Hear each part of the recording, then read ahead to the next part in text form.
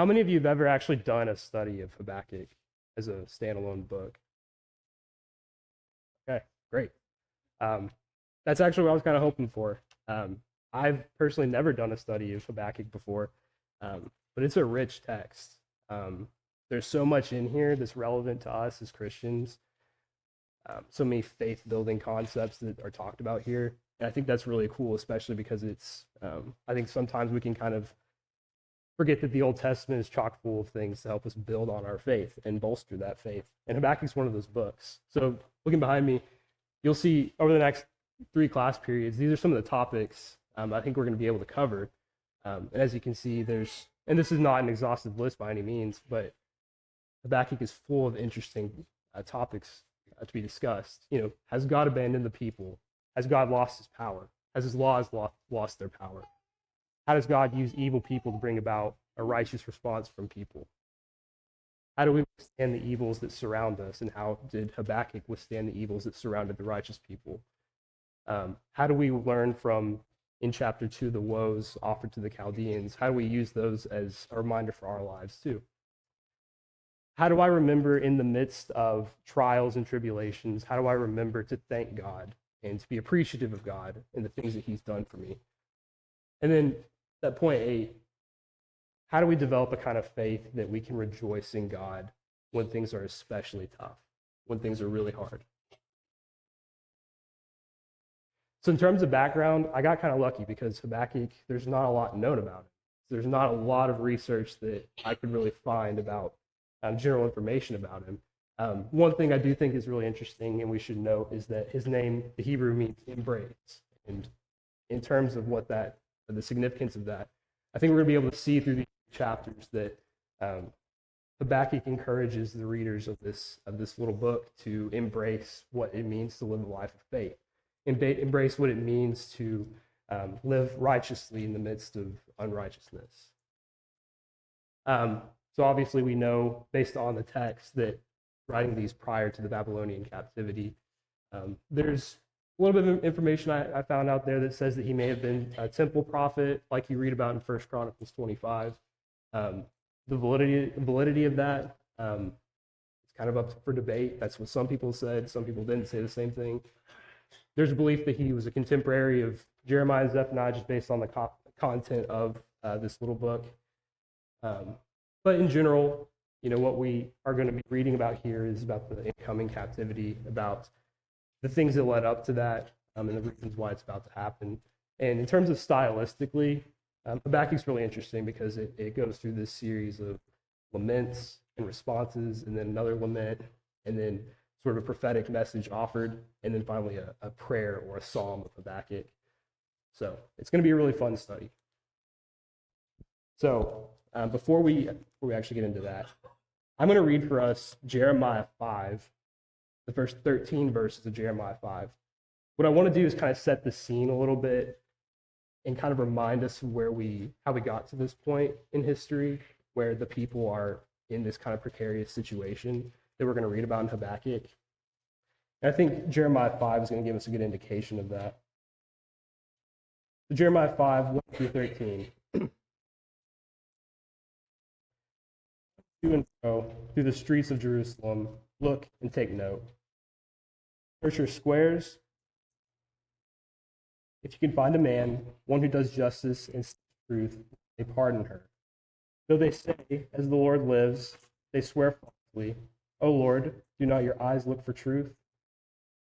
You have struck them down, but they felt no anguish. You have consumed them, but they refused to take correction. They have made their faces harder than rock. They have refused to repent.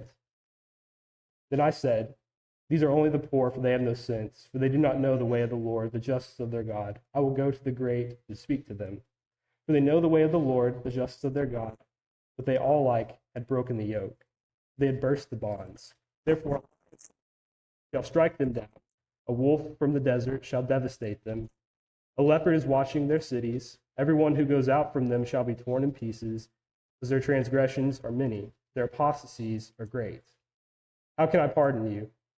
You have forsaken me, have sworn by those who are no God, when I fed them to the full, adultery, and trooped to the houses of whores.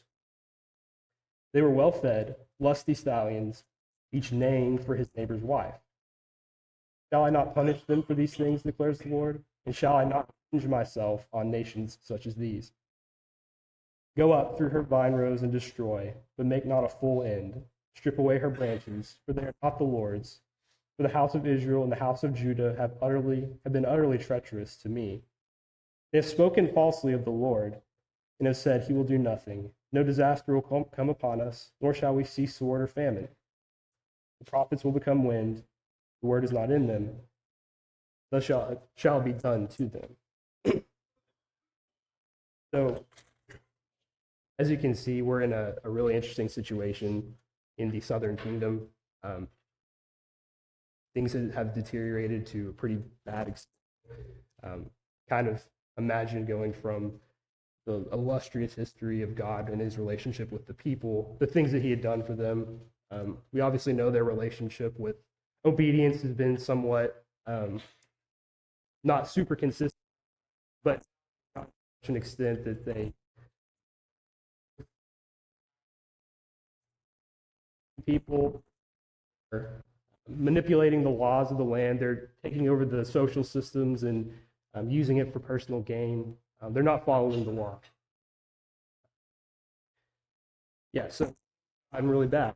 And that's kind of where Habakkuk will pick up with those sorts of things in mind. And so now I'm going to ask Josh if he can read for me Habakkuk 1. The first chapter of Habakkuk. The oracle that Habakkuk the prophet saw. O Lord, how long shall I cry for help, and you will not hear? Or cry to you violence, and you will not save? Why do you not make me see iniquity? And why do you idly look at wrong? Destruction and violence are before me. Strife and contention arise. So the law is paralyzed, and justice never goes forth. For the wicked surround the righteous, so justice goes forth perverted. Look among the nations and see, wonder and be astounded. For I am doing a work in your days that you would not believe if told. For behold, I am raising up the Chaldeans, that bitter and hasty nation, who march through the breadth of the earth to seize dwellings not their own. They are dreaded and fearsome. Their justice and dignity go forth from themselves. Their horses are swifter than leopards, more fierce than the evening wolves. Their horsemen press proudly on. Their horsemen come from afar. They fly like an eagle, swift to devour. They all come for violence, all their faces forward. They gather captives like sand. At kings they scoff, and at rulers they laugh. They laugh at every fortress, for they pile up earth and take it. Then they sweep by like the wind and go on, guilty men whose own might is their God. Are you not from everlasting, Yahweh, my God, my Holy One? We shall not die. O Lord, you have ordained them as a judgment, and you, O Rock, have established them for reproof. You who are of purer eyes than to see evil and cannot look at wrong, why do you idly look at traitors and remain silent when the wicked swallows up the man more righteous than he? You make mankind like the fish of the sea, like crawling things that have no ruler. He brings all of them up with a hook. He drags them out with his net. He gathers them in his dragnet. So he rejoices and is glad. Therefore he sacrifices to his net and makes offerings to his dragnet. For by them he lives in luxury, and his food is rich. Is he then to keep on emptying his net and mercilessly killing nations forever? Thanks, Josh. Okay, so basically the way I want to kind of structure the class is I want to take each section, offer you my thoughts and observations, and I want to give you guys a chance to talk. So I hope from this chapter you can kind of sense the level of, I think there's a level of despair being felt here, level of foreboding over the things that may occur soon. I hope you sense that it's a very human kind of book. There's this guy, Habakkuk, who begins by saying, God, I've been praying to you about this. I think when it says, how long shall I cry for help and you'll not hear? So there's one thing we can know about Habakkuk is that he's a man of prayer. He's someone who's approached God before with these kind of concerns over immorality in the land. He wants an answer. And in the course of my studies, I've kind of gone back and forth in terms of just this idea of how it is that we're supposed to approach God, particularly when we're praying and praying about things that are hard in our lives. I heard some people talk about Habakkuk, and some of them offered ideas that in this moment Habakkuk was taken over by Satan and expressed doubt in God, expressed anger with God. And I don't know if I necessarily agree with that. I think he's doing something that we've probably all done from time to time, which is, God, I trust you. I trust that you're doing something. I just don't know what it is. That level of consternation or confusion, it's pretty human. I think at some level it's because we want self-preservation. We want to know what tomorrow is going to look like. And when we don't know, kind of throws us off kilter. And really, he's not necessarily wrong when he says that, why do you make me see iniquity? Why do you idly look at wrong? I mean, up until now, God hadn't necessarily acted yet, but he was waiting to act. So when Habakkuk says this, I don't think he's necessarily wrong in saying that, but I don't think he's necessarily being disrespectful of God. And of course, that's not something that's unfamiliar to us. Like I said, my PowerPoint skills aren't the best, so I put a point on another slide.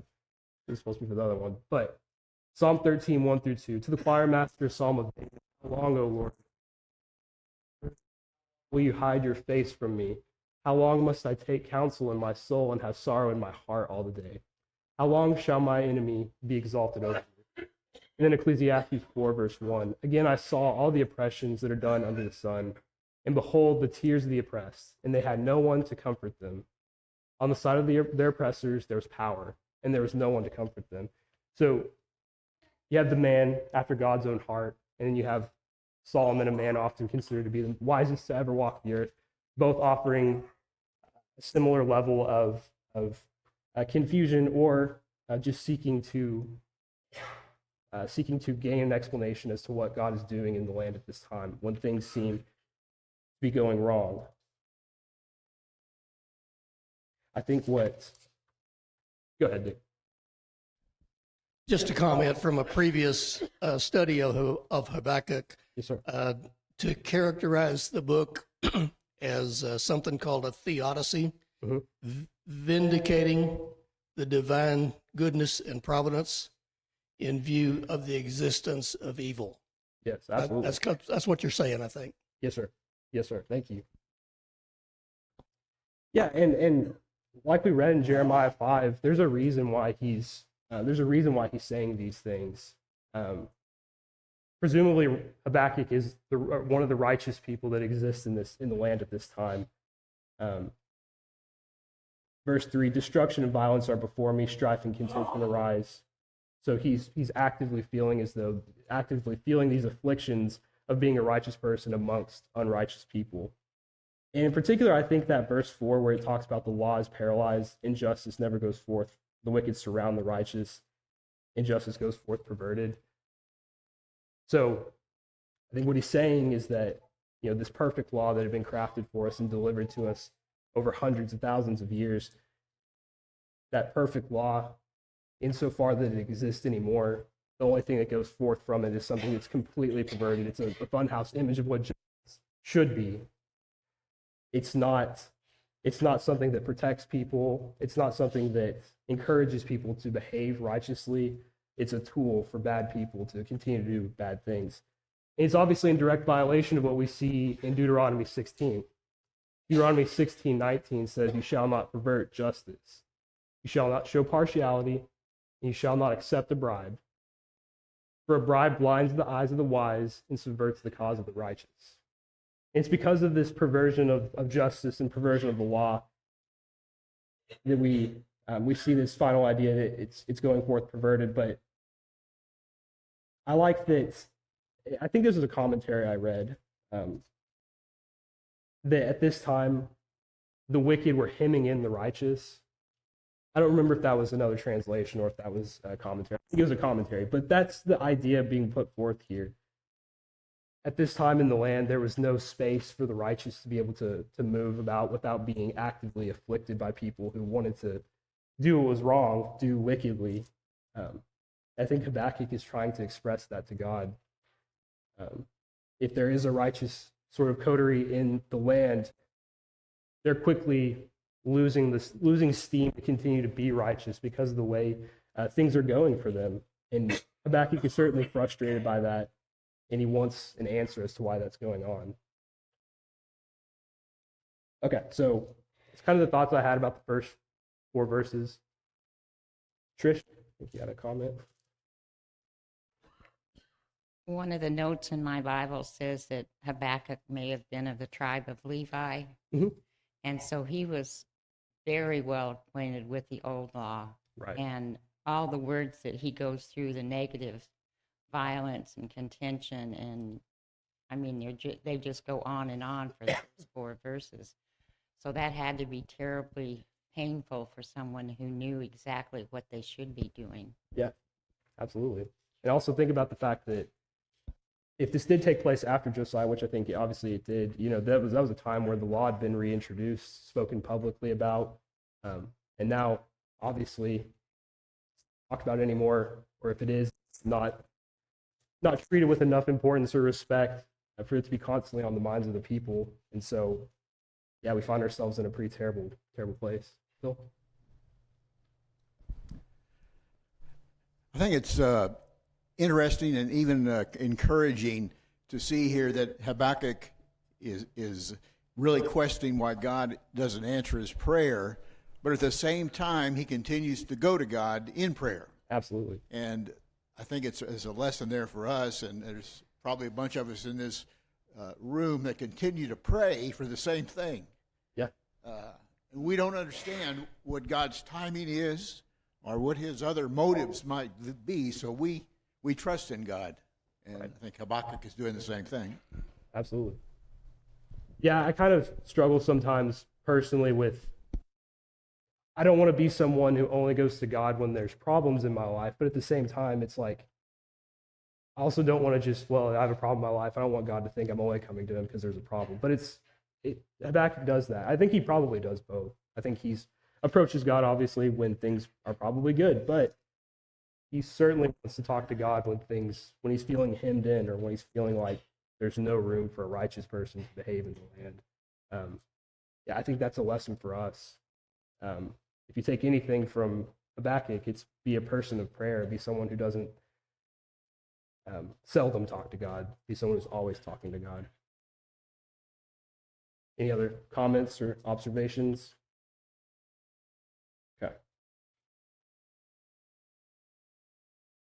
Okay.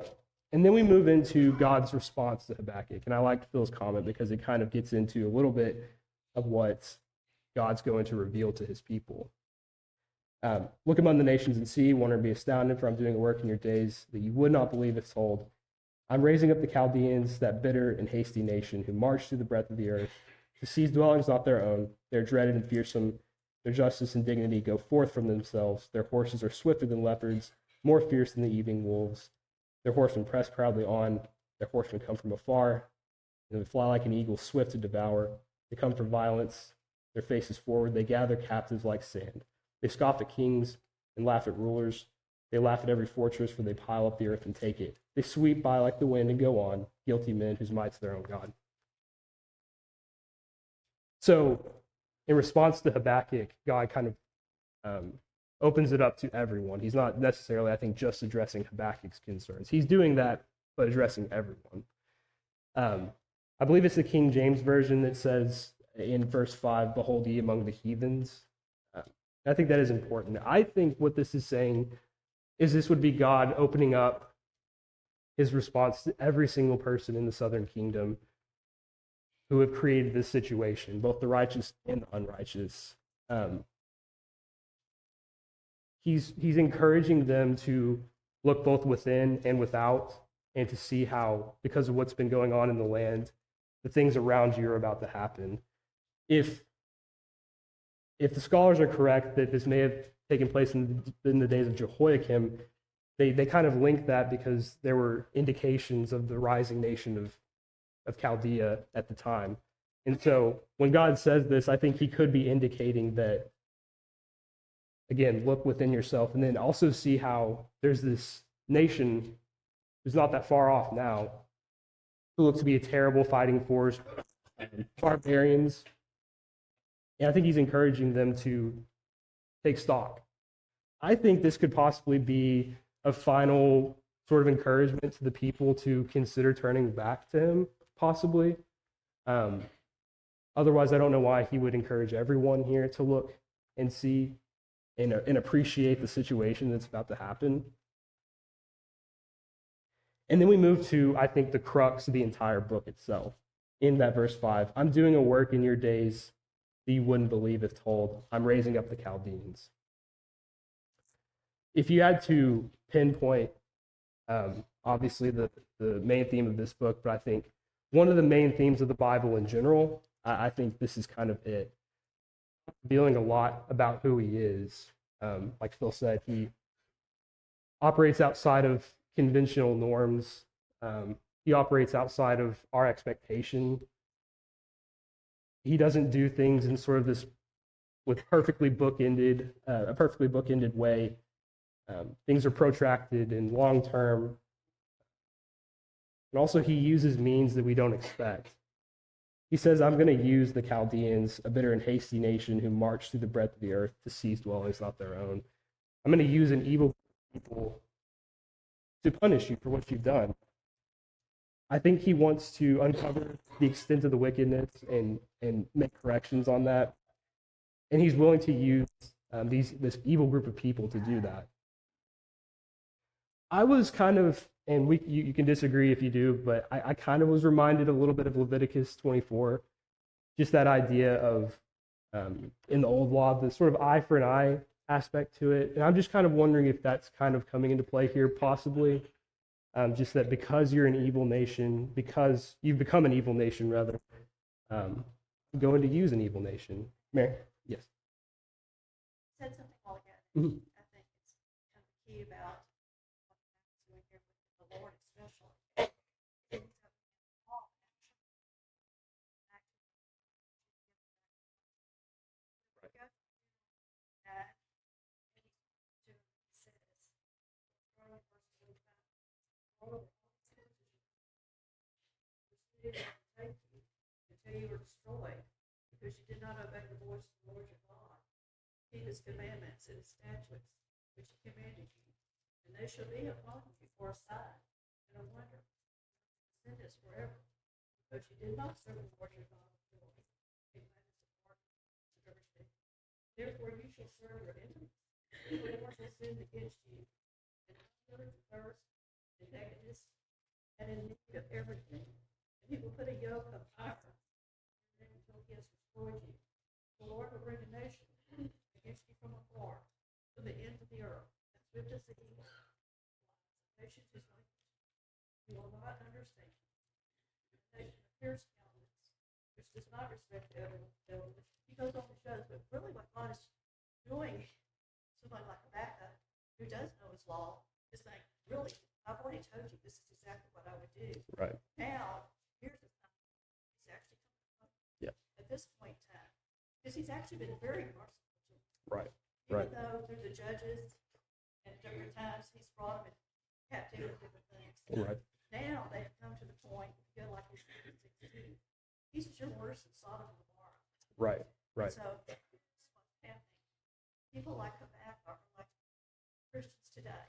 If you look at America and look at some of the things we've been seeing, look at God. Do exactly what he said through his word. And when we go to his word, then it's going to comfort us. So, like eventually, Habakkuk will say, "The just shall live by faith." No matter what's happened, cling to God for every situation. Yeah. Absolutely. Yeah, Mary was bringing up Deuteronomy 29, actually later part of what I put up there. But yeah, these are things that God has already talked about that are going to happen to the nation that abandons him, which adds a deeper level even to this, that it's kind of funny I'm coming in the 11th hour talking about this. It's about to happen, but this has been a slow burn, and now we're here. I do think it's remarkable that God doesn't necessarily, he doesn't appear like frustrated necessarily, I would say. I think he's just kind of resolved. Like I've talked about this. I've reminded you of these things, and now you've fallen too far, and I don't know. I don't know where I am on this. I'm sure he's deeply saddened by this. What I thought was kind of interesting is when you look at verse 7,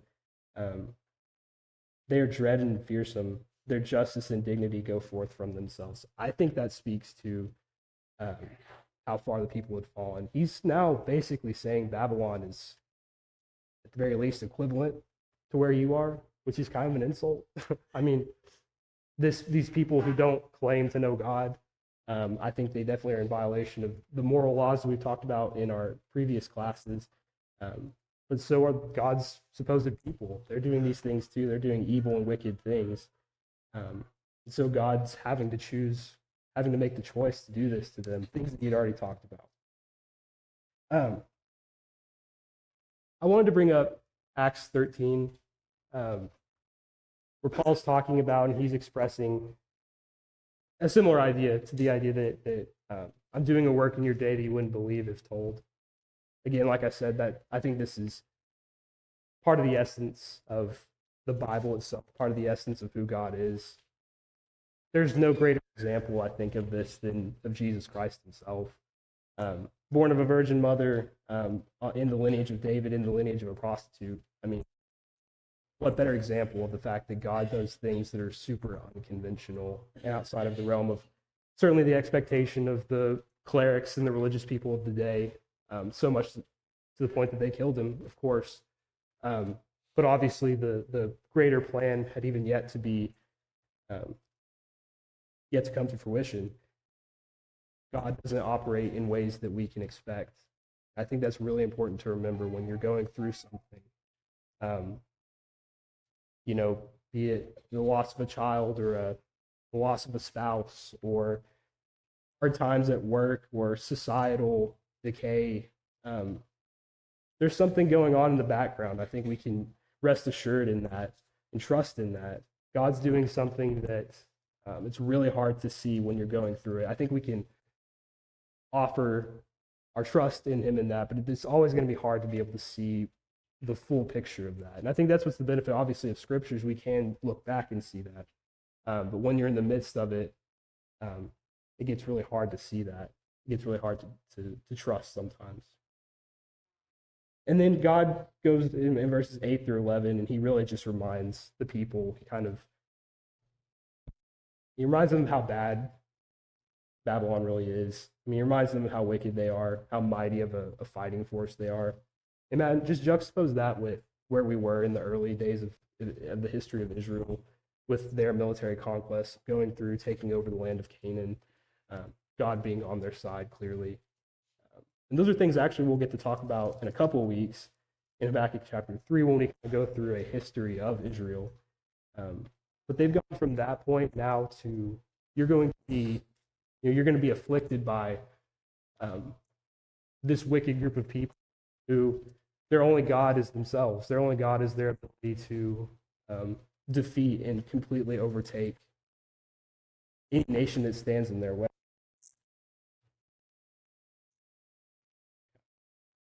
So are there any thoughts on, Aaron? Here's a pattern in history that God uses nations to judge other nations. Right.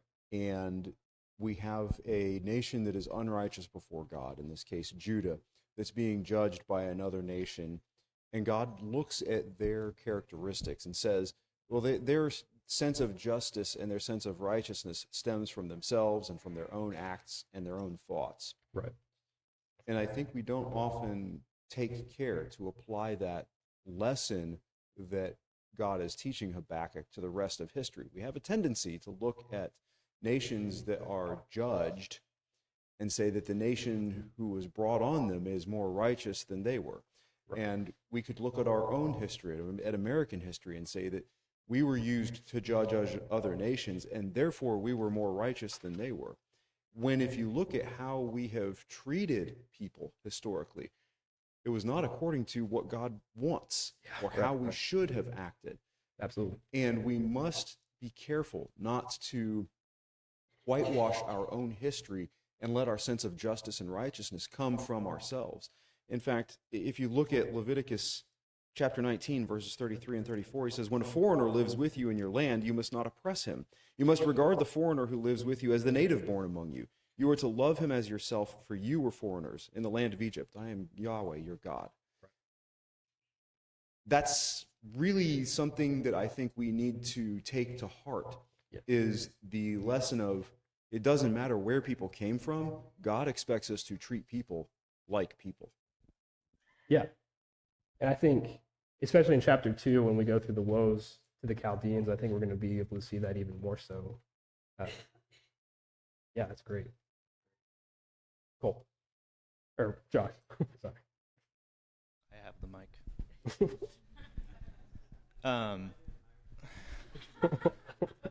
I think Aaron got a little bit to the point of what I was going to say as well. But the first 5 verses to me, or at least when I get to verse 5, the phrasing of that is before you start reading to verse 6, to me it reads very triumphant.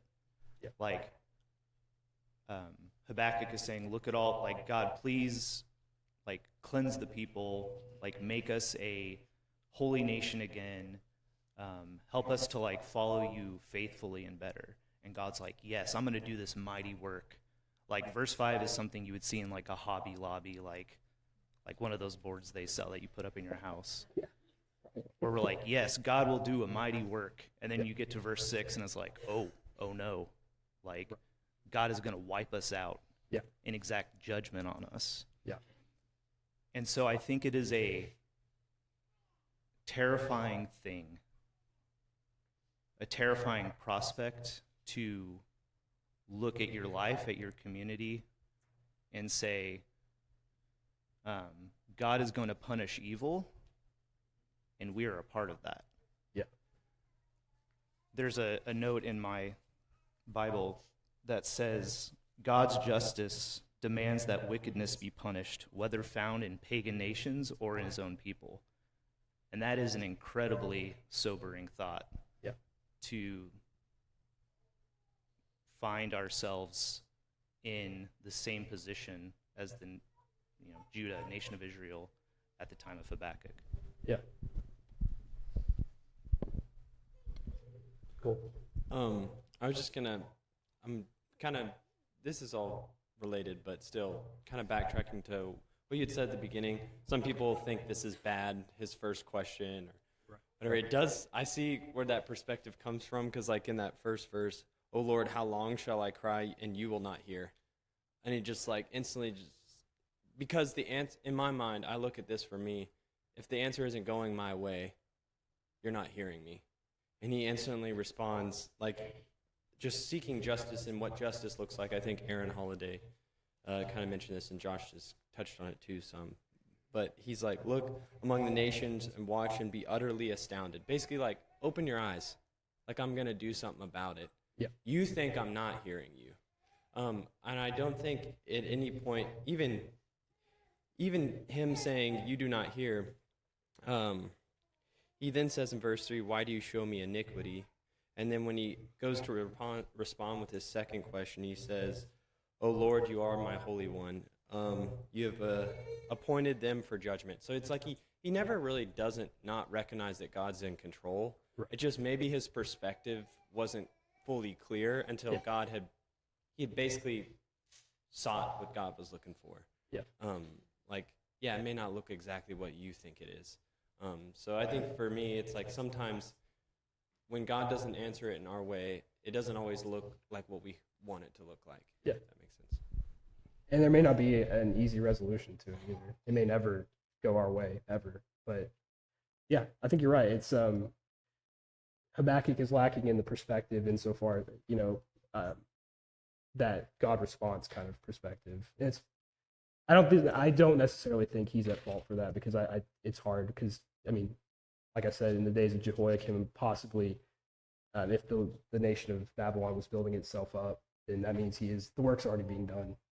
He's not idle. It's not my way. Yeah, it's hard. Hard to accept that. It'd be hard to hear too. Okay, let's move on. Final, final section. This is Habakkuk's second lament. Are you not from everlasting, O Lord, my God, my Holy One? We shall not die. O Lord, you have ordained them a judgment, and you, O rock, have established them for reproof. You who are pure eyes and to see evil and cannot look at wrong, why do you idly look at traitors and remain silent when the wicked swallows up the man more righteous than he? You make mankind like the fish of the sea, like crawling things that have no ruler. He brings them up with a hook. He drags them out with his net. He gathers them in his dragnet, so he rejoices and is glad. Therefore he sacrifices to his net and makes offerings to that dragnet. For by them he lives in luxury and his food is rich. Is he then to keep on emptying his net and mercilessly killing nations forever?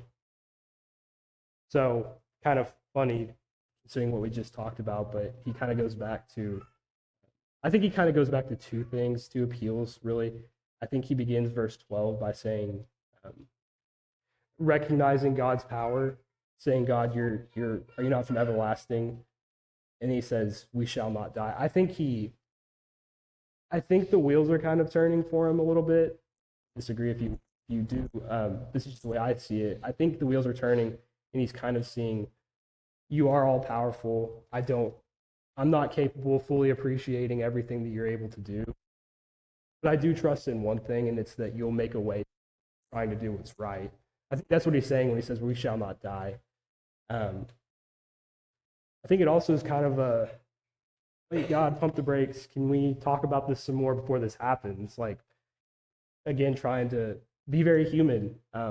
Is there any appeal I can make to try to stave off this level of destruction or captivity that's about to happen? And then he says in verse 13, you who have pure eyes and to see evil and cannot look at wrong, why do you look at traitors and remain silent when he swallows up the wicked swallows up the man more righteous than he?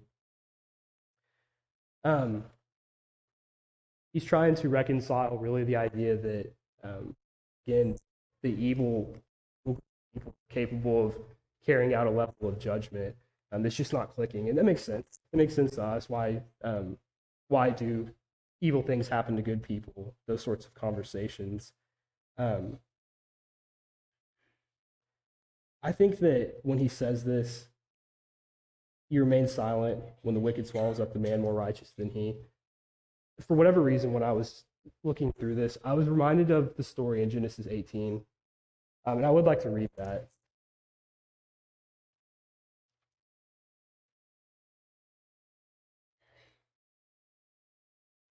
I don't think there's a better, in my opinion, I think this is one of the primary examples in which God reveals his true nature of mercy and of grace. So verses 26 through 33. And remember, this is Abraham interceding on behalf of Sodom. And the Lord said, if I find in Sodom 50 righteous people in the city, I will spare the whole place for their sake. Answered and said, behold, I have undertaken to speak to the Lord. I am who but dust and ashes. Suppose 5 of the 50 righteous are lacking. Will you destroy the whole city for lack of 5? And he said, I will not destroy it if I find 45 there. Again he spoke to him and said, suppose 40 are found there. He answered, for the sake of 40 I will not do it. Then he said, oh, let not the Lord be angry. 30 are found there. He answered, I will not do it if I find 30 there. And he said, behold, I have undertaken to speak to the Lord. Suppose 20 are found there. He answered, for the sake of 20 I will not destroy it. Then he said, oh, let not the Lord be angry, and I will speak again, but this once. Suppose 10 are found there. And he answered, for the sake of 10 I will not destroy it. And the Lord went his way. And when he had finished speaking to Abraham returned to his place. I think that's Habakkuk is appealing to, that not that God needed a reminder, but maybe a reminder to Habakkuk himself that that's the true nature of God. He will find the righteous and make a way for them in any way he can. Of course, we know for Sodom and Gomorrah that wasn't possible, but I think that's what Habakkuk is trying to give himself encouragement with and remind God of, is that you're the God that seeks out the righteous. You're the God that will find them and make provision for them and provide a means by which they can a means by which they can flourish, a means by which they can be servants of God. And similar to the way that God responds to Habakkuk in verses 11, Habakkuk goes into a series of statements regarding how bad Babylon is going to be. I don't know if this is him just trying to prepare himself for how bad it's going to be. I mean, he says things like, he's like a fisherman who throws his net into the ocean, who just scoops up anything in his path, and that's he doesn't care what he catches as long as he catches everything he can. We know that he uses things like drag nets and hooks as just a reminder of how particularly vicious they were. And he ends it by saying, is he then to keep on emptying his net and mercilessly killing nations forever?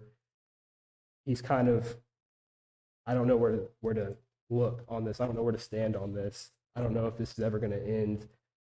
I don't know how this can be a good thing. But then in the first verse of chapter 2, Habakkuk says, I'll take my stand at my watchpost and station myself on the tower and look out to see what he'll say to me. So in spite of all those things he says, about Babylon, he says, I'm going to wait for you, God. I'm going to wait for you to answer me. I'm going to act in faith and wait. So there's a little peek at chapter 2, but I think it helps kind of tie together the statements that he makes at the end. Are there any comments or observations about verses 12 through 17? Rachel. I just, in verse 12, when you talk about we shall not die, Yeah. I have a reference to Luke 21:18 and 19. And it says, not a hair of your head will perish. By your endurance, you will gain your lives. And that's in a section talking about persecution that's going to arise. But I have Habakkuk 1:12. And just my note is God is in the resurrection business. And Habakkuk recognized this, that whether it's that there will be some who come out of this, or whether it's actually that that we're going to be in eternity with God. But just what a beautiful thought. And I love that God is in the resurrection business, that Habakkuk recognizes even though persecution and sad times and hard times are coming, that God is not going to desert them. Right. I think it's really interesting because we don't know what happens to Habakkuk. There's some indication in like the extended catechism Daniel version that he visits Daniel in the tomb or in the lion's den, I think it was. I'm not going to subscribe to that viewpoint, but that's out there. We really don't know what happens to Habakkuk in terms of the captivity, which adds an extra layer to this. We don't know what happens to Habakkuk, but he's going to be a guy that's going to lean on faith and lean on living righteously in spite of what's about to happen. And that's it's an amazing thought, and a reminder to be. Okay. So just to kind of wrap us up, I did want to read this quote. I really like Matthew Henry. I think he's really great. The way he writes.